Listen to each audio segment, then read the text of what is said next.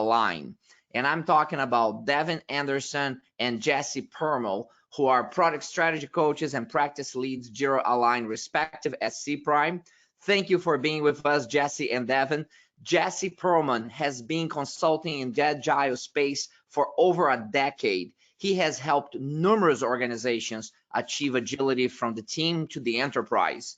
Jesse now leads the Jira Align practice that encompasses over 30 years of aggregated enterprise agility and Jira Align experience. So Jesse, thank you so much for being here with us today. And then we have Devin Anderson with us. He has spent the last 20 years in product management in agile-minded organizations, including roles as head of chief product officer and head of product at multiple high-growth companies. Since joining C Prime to lead the product coach team, he has worked with companies in many market segments of many different sizes as they transition to an agile product mindset and delivery. Jesse and Devin, it is an honor to have you with us. We're grateful for you to take the time to share your expertise with our global audience today. Morning, good day, I should say, and thank you, everyone. Really appreciate being here with Devin to have this opportunity to have this conversation with you. Yeah, good morning, everyone. Well, Jesse, I'm really excited about this. As am I, Devin. It's a good opportunity to talk about what Jira Align, and I'm just going to briefly take a moment for those who don't understand what Jira Align is. Atlassian's Jira Align is a software solution that's designed specifically to help enterprises scale their agility and bring about that visibility that's critical to continuing their transformation in a healthy fashion, learning how to better make those decisions to pivot or persevere, and really be able to deliver the right value to the market at the right time using the visibility and the traceability that the software provides. What we're going to be doing today, Devin, is talking about how what you know, all of that product agility experience that you're bringing to bear, and what Jira Align can do with it. So when we start talking about this, one of the first things that we pose is this understanding or this statement, why half of the S&P 500 companies will be replaced in the next decade. Now, Devin, I know that this is a bit of a passion point for you. Yeah, you know, it's really interesting. A lot of times down in the execution layer, a lot of people are like, why are we getting pushed so hard? Why are we having so much discussions about being faster, delivering things, you know, it's quicker to market, et cetera. It really starts all the way at the boardroom. And the reason being is there's so much pressure on an organization to stay relevant is a term, but really to stay as a leader in the space and to provide the best solutions possible. And in the boardroom, there's this pressure to innovate. There's pressure to release value to market very quickly, to delight your customers and be different, and NPS scores, whatever all these different things are, right? But it comes down to is that there's also the challenges of culture, the challenges of organizational inertia to be able to start moving faster and differently. And so it's not just about, hey, let's go implement now a new process. Important, but also let's implement an ecosystem, a whole way of thinking differently, a different mindset for the organization, which starts with why. It's true. So let's go ahead and go forward, Jesse. So in order to do that, it really comes from starting at the top. And starting at the top, what I mean by that is we have to make a decision at the leadership level that we want to do things differently. And we want to close that gap. By doing so, we want to close the gap between corporate strategy, what we're trying to do, and link it to product execution. And one of the most important things about closing that gap and making sure that everybody's working in the same direction is having us focus on products rather than just on projects so that we're delivering value.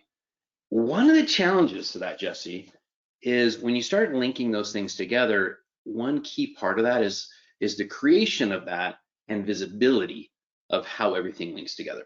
And so I'm really excited today because, Jesse, you're going to show us we're not going to just talk theory. We're actually going to show implementation to a degree, at least enough to make people interested, right? It's true. Listening to everything that you just had to say, Devin, I'm working with not one, but two very large financial organizations right now that are struggling with this very thing. There's a multiple set of what we could call transformations that are taking place to ensure that they're getting everything that they need from the culture, from the organization, from the people. And there's a lot that goes into it. And it really is about narrowing that gap and understanding that rich, radiant value of strategy. Now, we had a webinar series over the course of the summer about lean portfolio management. One of the things that we talked about in there was really making your strategy visible. How you do that inside of Jira Align is a portfolio canvas.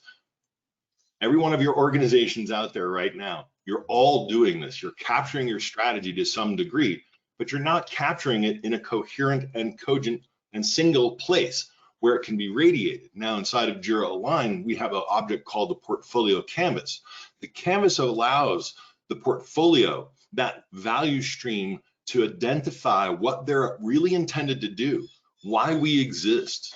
What is it that we can spend to accomplish those things that we're trying to do? Now, if within this particular portfolio, this fiscal digital services, they're trying to deliver what they already have on the market while bringing a next generation offering to really provide a larger value set from individual users, SMBs, all the way to other corporations.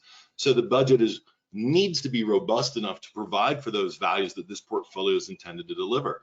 Then we talk about, well, what's the scope and the value stream? Well, if we're going to be delivering this value, who within our organization will be delivering, and what elements of that value will they be delivering? And we can break that apart here. Then we can see more clearly, not a little too far, the OKRs and deliverables. So now we start talking about these are the values that we're going to deliver, how are we measuring those values? What is it we're actually going to put on the market?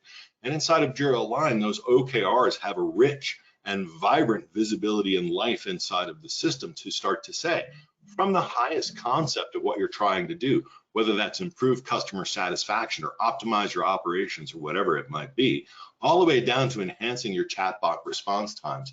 It's all connected to that larger value, and you need to understand how well you're progressing against it. That pivot or persevere decisioning. And so we also talk about the roadmap that then says, if these are the values and this is how it's supposed to be delivered, what are the time frames and what will the work be that actually delivers that value and the critical points within it?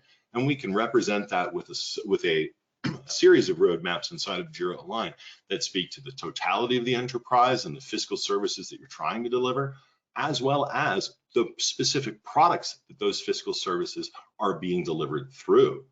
So we have this rich radiant value of the strategy. We really start to refine it down to a point where we can get that business model canvas or that clearer understanding that you're shooting for of refining these ideas down to those specific choices, Devin. I like that. So I'd like to kind of explore these. Let's go ahead and explore how we would go about doing that. And the first part of that is, how do I take a really big idea? You look at this and it's kind of, think of this as this funnel. A lot of you might be familiar with like a double diamond, but it's all about converging to product choices. And I would say not just to get to a backlog of execution, but to get to a backlog of discovery and learning, so it allows us to have that agile mindset to be able to pivot and to learn in the market. Because guaranteed, day one when we start something, we don't know everything we need to know, right? So we need to be able to allow for that discovery. So the first thing that I think about as we're doing this is, how do we verify and move forward? And in order to do so, go ahead and hit the next slide. We want to make sure that we establish that we're all on the same idea. So at C Prime, one of the things that we do is we have this very proven framework that we work with individual companies, et cetera, in establishing. So I'm going to take you through a little bit of this, and Jesse's going to show us how, when we do this, it actually goes into a tool so that we can actually work on it. Now, here's an example that we don't need to go into detail about it, but the first thing we start out with is framing the idea. You could think of this as a light business canvas. There's a lot of ways you could think about this, but it's supposed to be something that in a short period of time, a group of people can get together, discuss an idea, and make sure they're on the same page. In this example, the idea is, hey, I'm a banking institution. I want to make sure that I am actually capturing the value of the children or the offspring of my current clients or members, and I want to make sure that they use my services. So it's just the idea around an app around how do we make it to where it's easy to be able to pay and reward kids for chores and teach them educational purposes. So if I had something like this, Jesse, and then I wanted to capture this as I'm discussing it with the group in Jira, so that way it can be shared rather than just on a whiteboard somewhere, what is the way that is most proficient? Or in Jira Align, not Jira, let's be very Jira clear. Align, thank you. Yep. Out there, and they work together. So it's excellent that you brought that up. They actually pair together so that the teams are working in Jira, and that you're really trying to pursue the strategies and those values in Jira Align, leaving the teams relatively undisturbed in their ecosystem. But inside of Jira Align, we have the business model canvas. Now, Devin, I didn't represent the exact same product that you were speaking to, the family chore. What I have is some others that would be driven from this, right? There might be, check scanning apps or voice trading that might be driven out of this to help the family, the father, the son, the mother, whatever, do their fiscal planning the way that they're trying to get it done. So inside of Jira Align, we have these business model canvas that really allow us to bring in what is it we're trying to do? What are those personas we're trying to solve the problems for? Identifying those problems, talking about the competitors who might be in the landscape that we have to work against. And this allows the product managers to really create a very robust understanding of their product and drive the right values for research, feedback loops, ROI metrics, everything that you need from a product, really. And this business model canvas inside of Jira Align gives you the ability to radiate that information. Once again, the value prop, the barriers and challenges, who are the customers that you're actually serving with this, what is the description of the value in the business model that you're delivering, those personas that you have, and the competitors. Now, the customers, personas, and competitors are actually objects inside of Jira Align. They're very robust. I didn't want to go into too much detail, but you can create very clear pictures of a young entrepreneur who might be looking to utilize some of those product values out of that new suite that's being developed for the family. This young entrepreneur could be the oldest son in this family who's looking to take his little concept and make it more viable on the market, and is seeking ways of getting funding and managing his finances in such a way as to be able to pursue that business. And the competitors, who are the people that you're actually in competition with, what are their product offerings, and where does your product compare with it directly, and what are those landmines and opportunities that your sales organization can take advantage of or look out for when having those conversations in sales against those competitive landscapes. So the business model canvas gives you all of this rich information to really drive all of this. Now, Devin, there's a question about who should be involved when we start creating all this information. Yeah, I love that you asked that question, because as you're talking through that, sometimes we can get kind of caught up in the artifact, the fact that we've documented it.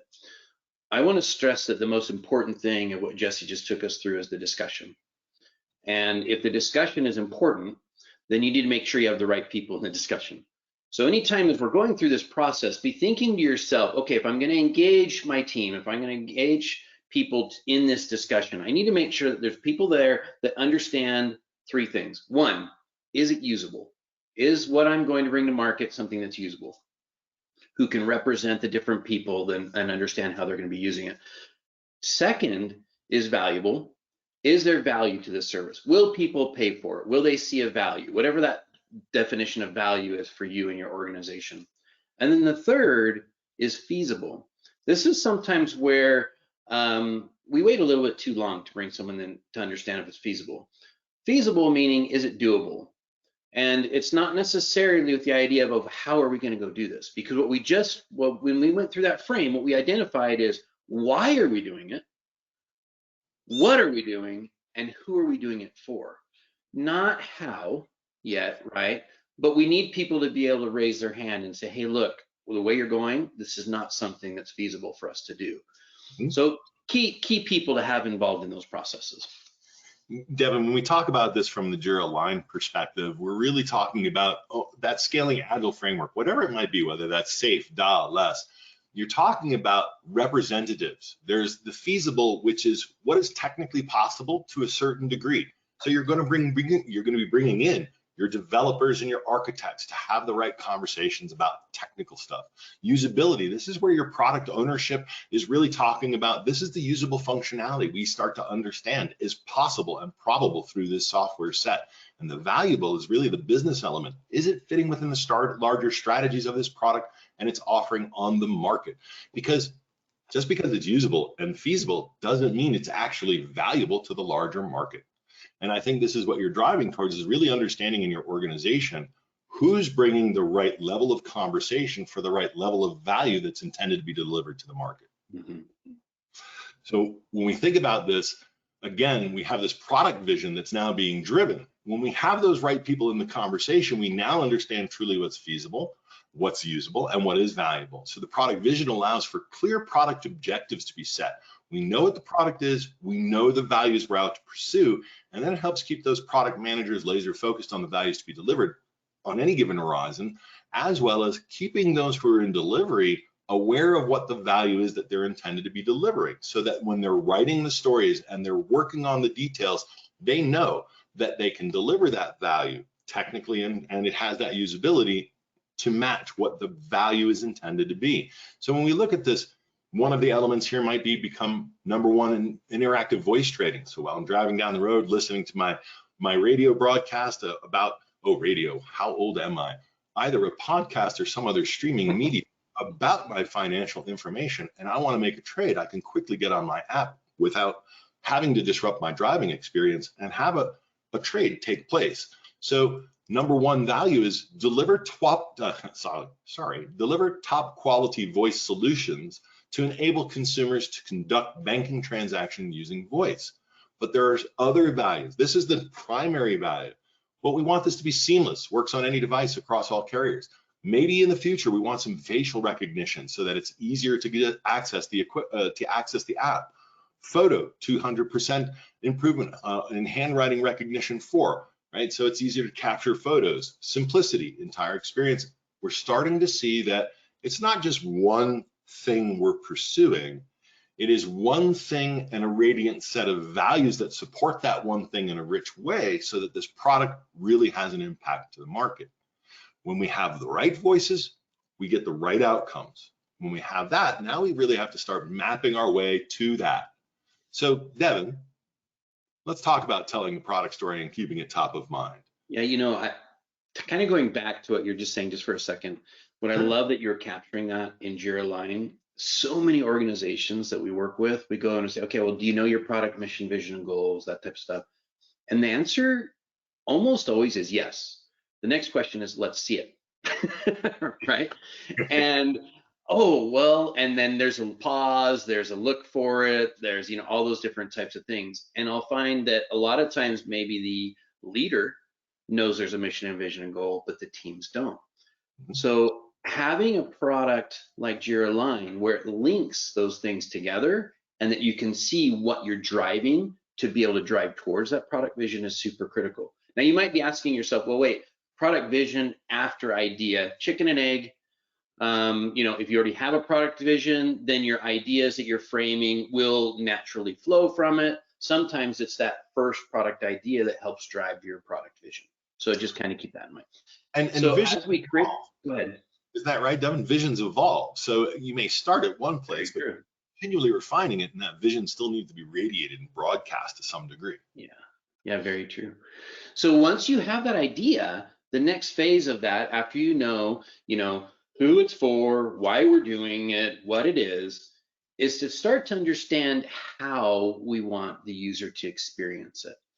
And for those of us that are old enough to remember radio, that might be sticky notes on the wall and different type of things. In fact, I love those days because if someone walked by and sticky notes fell off the wall, that was how we would descope, right? But today, we're lucky enough to have tools and solutions that allow us to be able to capture it digitally, which is important as we all are joining from different locations throughout the world. How do you do it to where we can support the at-home model or remote office, et cetera? And so that's what I really like about what we can do with the tools we have today. As we look at this, I'm thinking this will be familiar to most of you, but the idea is we want to map out that story of the experience. I have an activity, I'm a kid, I want to be able to see what the chore is, I have a goal of doing a chore, and then I have a goal of being paid. Those might be the 3 activities that I'm interested in, right? With the app that I talked about earlier. Or maybe as a parent, I want to be able to create a list. I want to be able to create a list. I want the kid to be able to look at it, and then I want to be able to verify that they've actually done the work, and then I want to pay the kid. So go ahead and go to the next slide. So in this world, what's interesting is what we want to do is not only just create the story map, but remember, we're trying to converge, we're trying to prioritize. So by breaking these activities up and finding pathways of, okay, well, what does it look like for a parent to create a list? What does it look like? Go ahead and click. I think there's a few builds on the slide, Jesse. Just click until it goes to the next one, then come back. But as you can imagine, the first one, I think that's good. You've got the activity of creating a list. You've got the second section of the activity of verifying that the kid that really did the chore, and then the next one of being paid. Now, what's interesting as we start to do this is we can start to capture this in a tool that then we can prioritize and help people be able to do the work, right? It's true. So how do we do that, Jesse? So inside of Jira Align, once again, we can build these journeys. There's story mapping and there's feature mapping. So we can build from the bottom up, or we can build from the top down. When we do this, we have the ability, and anyone who's familiar with mapping, you've got your grids. What is it that you're really trying to focus within the grids? And this one, what we've got as an example of, there is a group of people we're trying to serve with this product. They might be within the product management organization. They might be trying to monitor a thing within the product management organization. Whatever that thing now is, here we can see it's in testing. So we understand we need to monitor for this PM group, and we've created the feature that's going to do that very thing. And we can even see how many stories are associated to it, and we can see where it's at in its life cycle. So we know that this journey is live and active. And we can start to review as things are completing that value delivery. But we drive down a level and we say, the story mapping allows me to take a specific persona for an individual, Radhika say, and talk about the administration of time that she might need to work on. And here we have the story that has been accepted, that's driving up into the larger journey. Radhika works within the PM, that administration works within the monitoring area. So now we're starting to see how the system can create. And let me tell you, you can have as many journeys as you might want inside of Jira Align to fulfill whatever product offering you're out to capture. And this is a great way of really working with your teams and organizations to drive what those journeys are intended to be, bringing those right people together, again, Devin, to make sure it is the right thing. It's usable, feasible, and valuable. You know what I like about what you just showed is so many times as we're trying to convey what's being done, we convey it in work, right? And here what we're doing is we're switching that discussion. We're switching the fact that what we're doing is we're actually tracking the delivery towards value, towards user-centered value. And the other thing that's really great about is we do story mapping and prioritization at what we'll call the journey levels, is that allows us to be able to prioritize where we want to learn. For example, in the scenario that I said, where as a parent, I can put in the chores, I can verify that the kids have done it, and I can pay, I'm probably not going to need to do a lot of research around pay. I probably have a pretty good hunch how that works. I probably have a pretty good hunch of how to create a list. But maybe it's the verification. Like, how am I going to verify the kids? What does it mean for a parent to verify? Do I require them to take a picture and log it and send it in? Whatever. I don't know what that looks like. But at the end of the day, that might be the area I need to learn from first. Well, why would I start from left to right? Let's start in the middle. Let's start with where we need to discover, because if I discover that that is not something that's solving a problem, I sure would have hated to build pay because I can't differentiate on pay, something like that. So it's all about finding the areas where you're going to differentiate, where you need to learn, and starting the work there incrementally. We talked about MVPs, minimal viable products. Let's shift that mindset. Let's shift it, instead of minimal viable products, let's shift it to minimal viable learning of what can we learn to be able to pivot and deliver the right things. Devin, more and more, with every client I work with, the more I watch the industry, everyone is moving towards value. It's really about what is being delivered. Has it been valuable? OKRs are the big rage right now. Everyone's moving towards understanding the value that they're intended delivering, how to measure that in a very robust and realistic way. But it is the learning that we get. It is all feedback loops. And if your strategy, and I come back to this again, if your strategy is made visible, if you have software that radiates it in a way that every level of your organization starts to understand the value that's intended to be delivered, you start with those learning points at every level, because those people understand where the risks are greatest for the value that you're pursuing and want to ensure that they minimize those risks first and foremost, to validate that the value can be delivered, or to inform the organization at every possible level of feedback that it has that this is not a thing that can be pursued, it is not feasible, it is not valuable, or it is not usable. Let's not pursue that. And then we get those learnings that you're speaking to. I love it. So now we've put all of this stuff in there, right? And the next thing, so we've taken it, go ahead. So we've taken and we've narrowed all these choices. We've gotten to product choices. We've prioritized our MVLs and MVPs, minimal viable earnings, minimal viable products, whatever you want. We've prioritized all this stuff we're going to go after. Well, the next thing that happens is someone comes along and says, hey, I need a roadmap, right? And not only a roadmap, but I need to see progress towards it, et cetera. Tell me a little bit about, as we execute and create these things, what it looks like. And what I mean by that is, if you go to the next slide, we've gone through, we've identified these journeys. Mm-hmm. And the great thing about that is each of those journeys is comprised, line going through it, of stories. Mm-hmm. So essentially, I can create a roadmap that says, these are the order of the journeys. I'm going to start with the journey of verifying my kids have done the chores, right? And then the stories underneath it. Then I'm going to go to the next journey, whatever those are, right? And as I identify those, I've got my backlog. Now, for anyone that's pretty logical, that you look at that and you say, okay, well, if someone needs a roadmap, you turn it on its side, you put a time frame around it. And I will warn you that the more predictable you need to be on your roadmap, the less efficient you are as an organization of delivering. So I had a great call the other day with a client. They're like, well, we need to be 80% efficient and 20% predictable, kind of in that scale. And I love that answer, because 20% predictable gives a little bit of fluidity into, okay, we don't have to be exact, so we don't spend all this time figuring out how long it's going to take. But you can see that there's different ways of showing this roadmap and looking at it. What does that mean for me in Jira Align?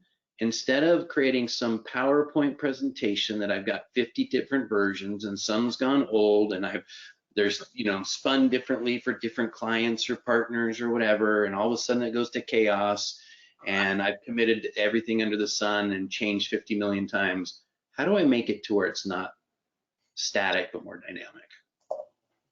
So Jira Align is perhaps the single best product on the market that I've run into for a very robust roadmap that allows for strategic road mapping, 1+ years, all the way down to the near-term road mapping. What am I doing in the next quarter, and how are the stories lining up in their sprints to ensure that we're getting that value delivery that we're looking for? So Jira Align provides that strategic roadmap value, which is much like the portfolio canvas. This all ties back into radiating everything. Jira Align is one of the single best information radiators on the market for this purpose. I would not have spent 4 years of my life with this product so far if it were not so good at what it does. So we have the strategic roadmap, which is a lot like that portfolio canvas. It's informing the organization to the strategic values to be delivered in the next year plus. It gives me strategic themes and portfolio epics. These are work objects inside of Jira Align.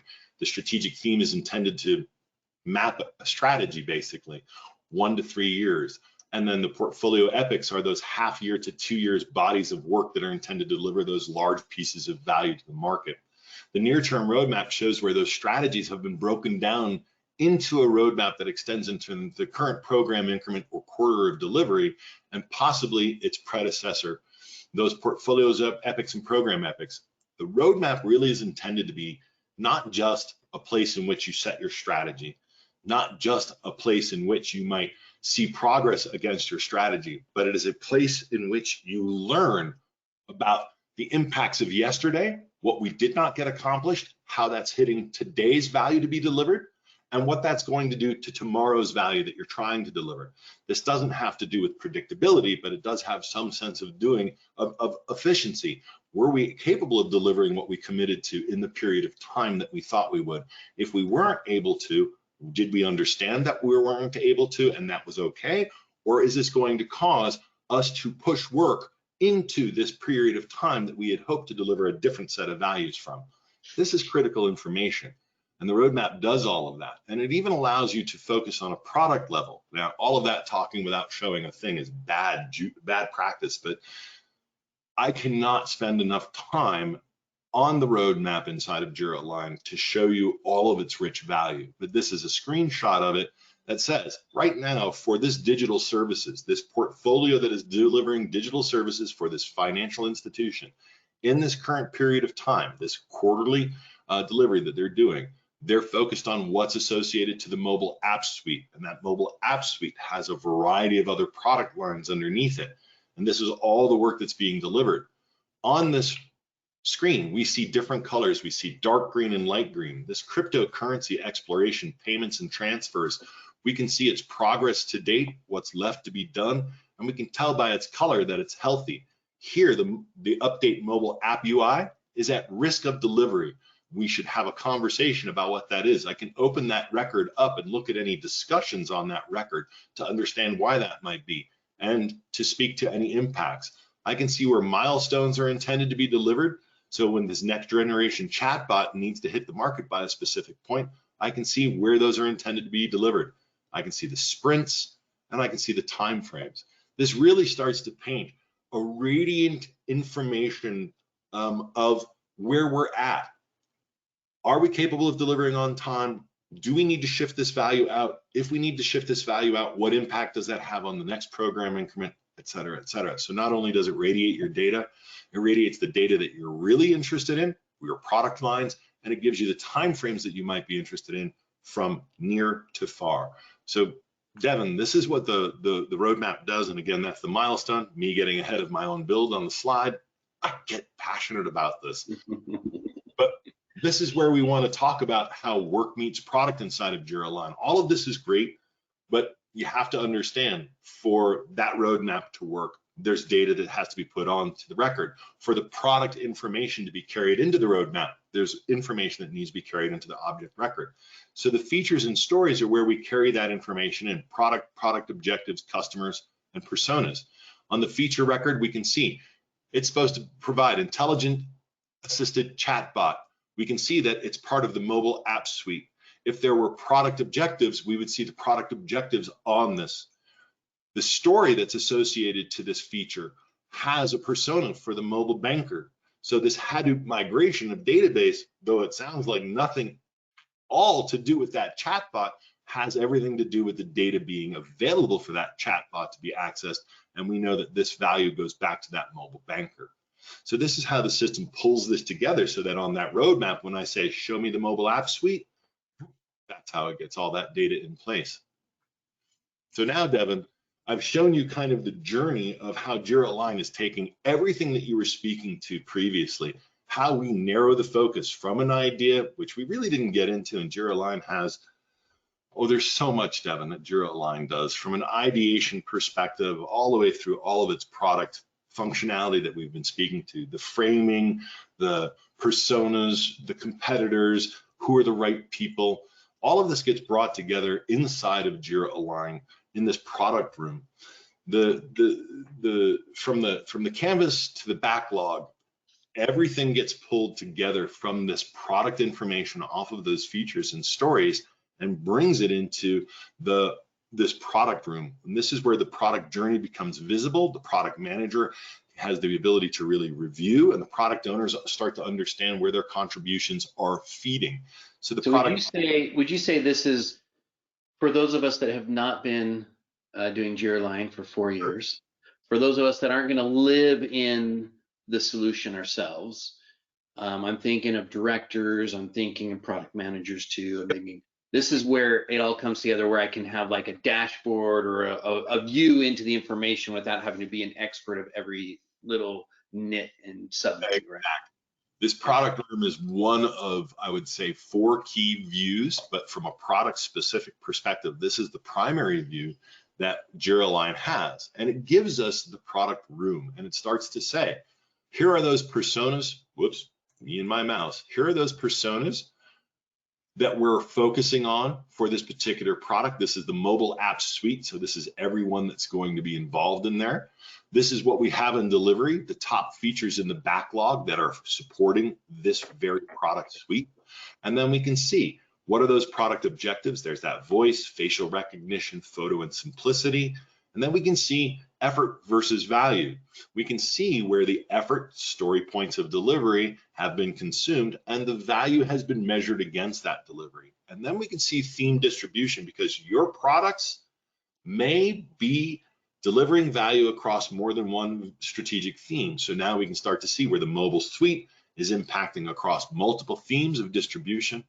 And then lastly, what we have is this effort distribution that says either by persona or product objective, how are we delivering and in what releases will that be dropped into the market?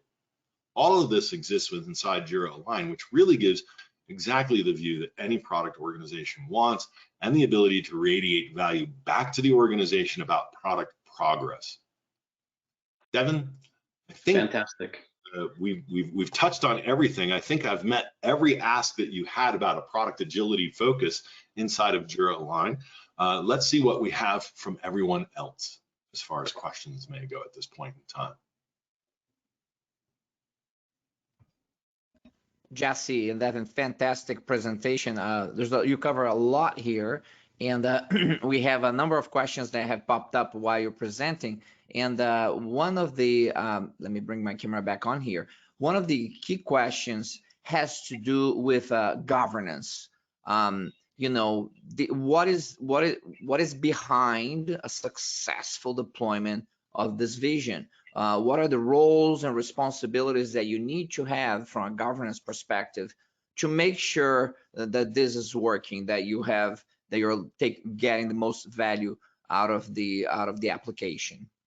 So governance is always a question that every financial institution asks when they start working with Jira Align. And there's a variety of places in which governance can be met, compliance can be met. There's robust audit logs throughout the system, but the primary place is really by creating what we call a portfolio Kanban view, where we can start to show what all of the criteria are, those thresholds and barriers that need to be met in order for this work to, 1, get funded, and 2, meet all those compliance and regulatory requirements that exist on the market. So Jira Align allows every organization to map exactly what their life cycle process might be and those exact details that they need to hit, from compliance, from governance, all the way down the board to those internal requirements that they have for them, their own internal compliance and governance. That's excellent. However, I think that the question is more about internal governance for implementation, and it's more about, you know, how do you make sure that who are the key, owners for this part of the actual implementation? Right, my apologies. So governance of the platform itself is a whole other thing. Jira Align is a significant investment that any organization is going to make. The moment you do that, and I've been working with organizations now for 4 years and telling them the same thing, you need to have the following people involved. It's not a tool. You don't give it to your admin team and just walk away from it. You want your administrators involved? Yes. They may own the tool technically, yes, but they're there to say, just like Devin spoke about earlier, what's feasible technically with the platform, so that when your process folks, your coaches, the ones who are saying, this is the best way to do our work to deliver the value, say, hey, is it okay if the teams do this, or if the product owners do this, or the product managers do this? The administrators say, yes, you can do that, or no, you can't do that. But more importantly, that third voice is the value voice. It's the business voice. It's that representative of the stakeholder, the business stakeholder who purchased the thing, to make sure that the investment is actually delivering. So they're there to say, does that match the value of why we purchased this? Does that match the value of the strategies we're trying to deliver? What does that process work for our needs? And does the technology support that process for our needs?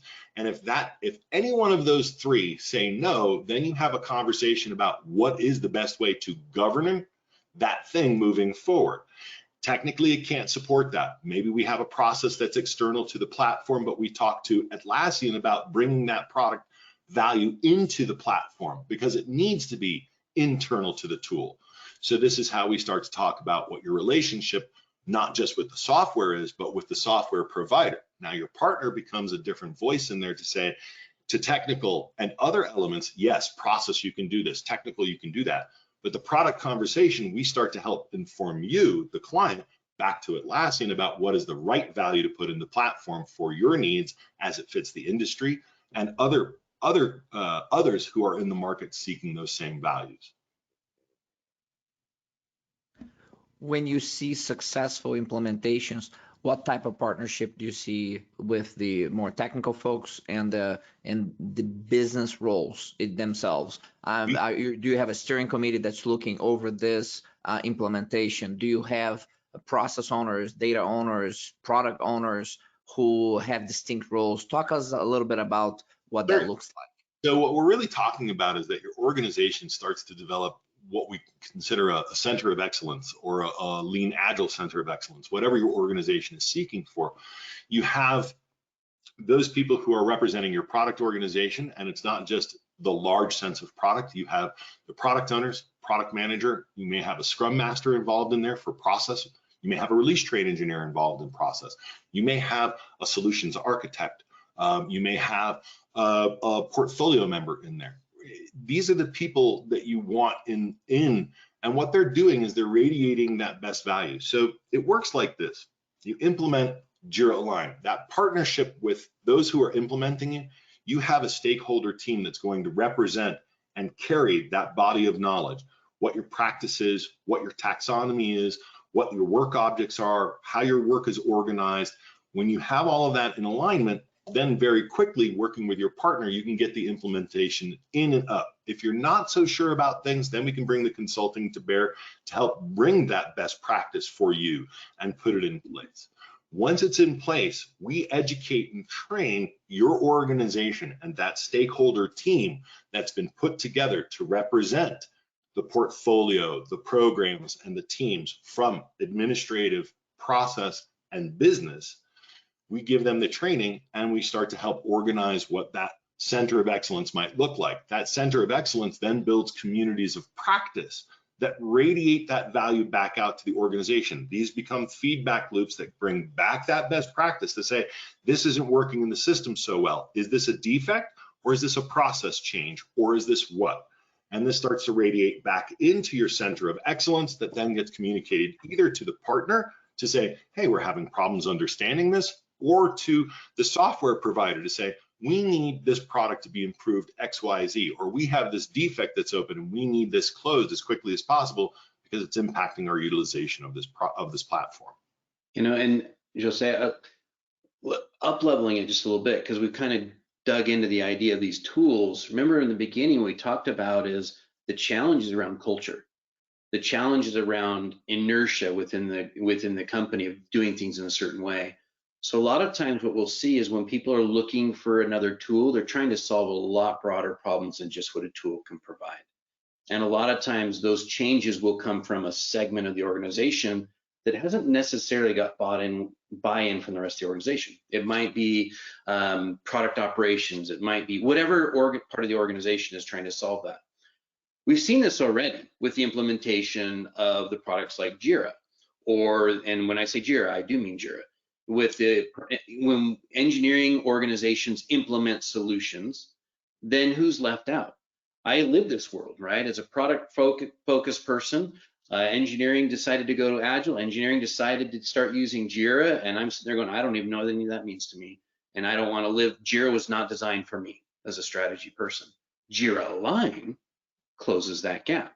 What I love about this is now there's a framework that we can come in and teach organizations of how to work together in a natural way, how to transition the why all the way through the organization to the people that are doing the work, but then also the tools that support the visibility into that. Jira Align, to me, it was designed for me as a product person. I can do the strategy, I can do all those different types of things, right? Now I have a home, I can put the information in. But not only that, it's not a dead end home.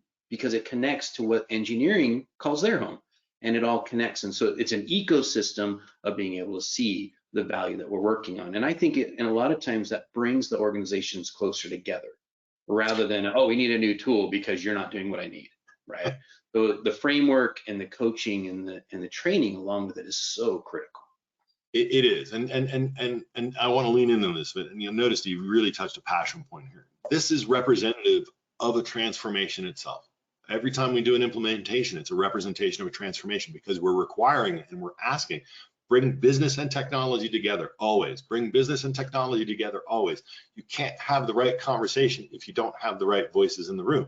If I just talk to technology, I will get a skewed view of what they need and deliver that, and that will not fit the values of the business that Devin is looking for, that strategy. If I just focus on what the business needs, then the technical cannot get what they need because it doesn't make any sense to them. It doesn't have a translation of any value. We bring them together and we have very clear conversations about the pain that both sides have with the other, and we work towards resolving them to bring it together to say that there's a process by which you can state value, understand the technical ability, and deliver together on the market. Yeah.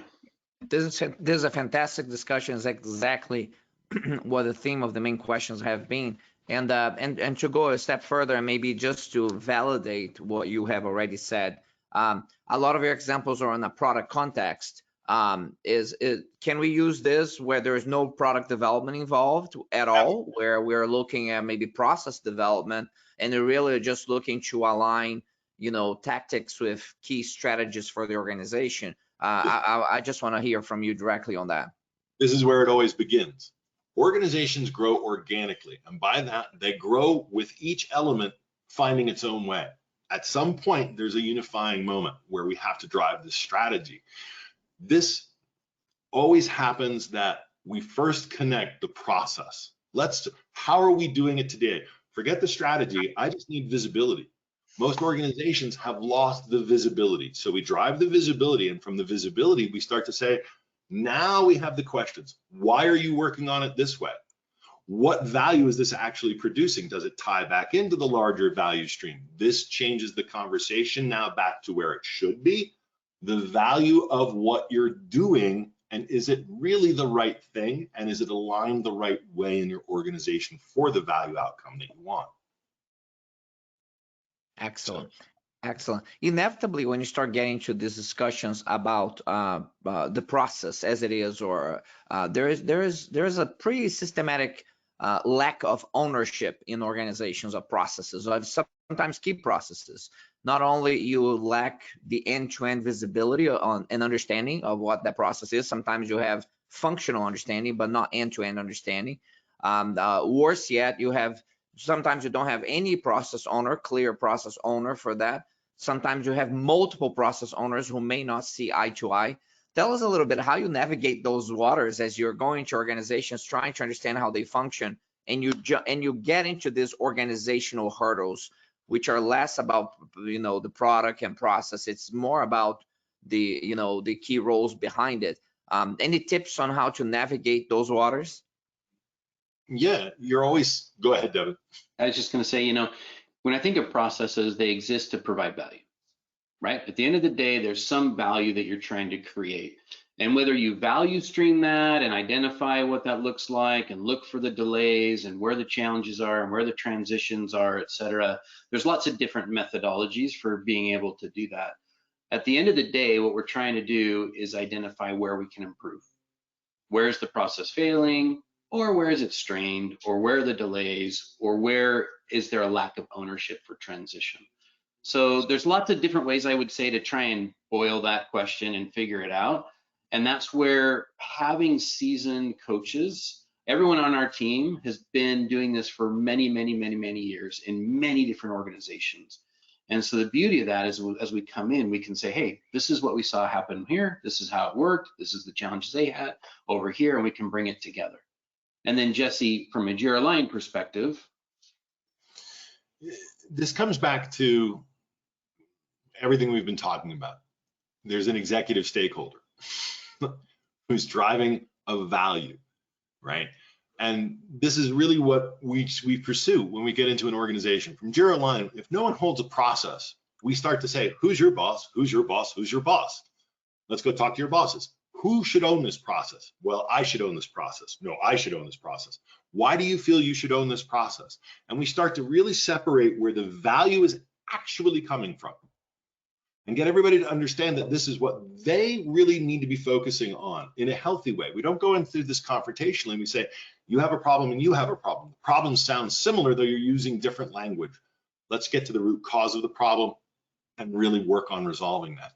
If an organization lacks an executive stakeholder who is driving this change, we meet resistance. You will always have resistance because there's always going to be a struggle for dominance. Remember, the organization grew organically. Each feels that they have a critical reason for existing because there was a critical reason that brought their existence to bear. They're not ready to think about maybe that critical reason doesn't exist anymore and there's a new way to provide value to the organization. And this is really what we have to perform if we lack that executive stakeholdership, is getting everyone to understand the commonality of what they're all doing and the uniqueness of why things need to be different in certain places, but the value all must come together the right way.